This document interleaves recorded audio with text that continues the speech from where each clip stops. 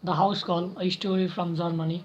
It was the day after Christmas, 1903, 9:30 in the evening. The famous German surgeon, Dr. Emil Braun, was sitting alone in the dining room of his apartment in the heart of the city of Berlin. For more than 8 hours that day, he performed and supervised difficult surgical operation. Now, late in the evening, he was trying to write notes about the surgery while he was attempting to eat his dinner. The elderly doctor was, however, too tired to do either. Soon he dozed off with his head on his arm on the table. He woke up suddenly when he heard the doorbell ring. Then he heard his wife say, "The doctor is resting. Little girl, is it all right if he goes to see your mother in the morning?" The doctor heard the weak but clear voice of the child answer, "My mother is very, very sick. I think she's dying." Dr. Brown got up slowly and went to the door. There, in the semi-darkness of the doorway, stood a thin little girl of perhaps 6 or 7. She was wearing a cotton dress and shabby shoes. Over her head, she had a ragged shawl which she was holding together at the neck. Looking down sympathetically, the doctor asked her, "Where is your mother, child?" She smiled weakly as she answered, "Come, I can show you. It's not far." As Mrs. Brown helped her husband put on his coat, she said, "You work so hard all day in surgery, Emil, and my dear, why do you go out like this at night?" "I do whatever God puts in front of me, my dear," he replied, "and right now I have a house call to make. You heard the little girl, her sick mother is waiting for me." His wife shook her head as the doctor put on his hat, picked up his little black bag, and went out into the night. It was raining lightly as he walked down the steps to the street. The little girl was already almost block up the street, waiting for him.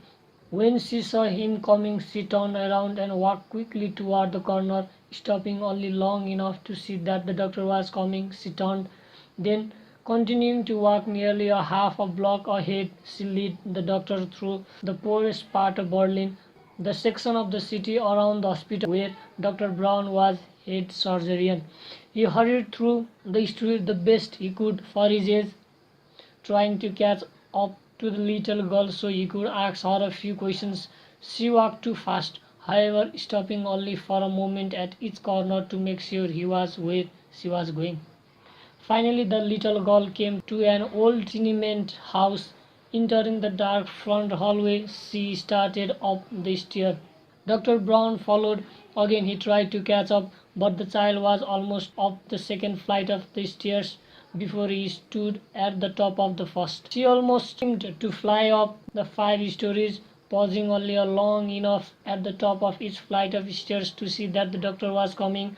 As he puffed along behind her, the elderly doctor thought of how much easier it was for him to run up stairs like this when he started his practice 40 years earlier.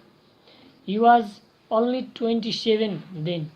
"But I can still do it," he said to himself as he finally stood at the top of the stairs on the 5th floor. As the doctor caught his breath, he looked around and saw the little girl standing in front of a doorway at the end of the dark hallway. "She is in here, sir," the little girl said, pointing through the doorway. "And sir," she replied, as he walked past her, thank you very much. You are a very kind man." "And thank you, child," he answered. "You are a very obedient little girl to let your mother send you out on a cold, rainy night like this." As the doctor entered the room, he heard the door close softly behind him. In the dim light, the doctor saw a woman lying in a early bed in a small room. When he came closer, he recognized her as a person who at one time worked on the maintenance staff at the hospital.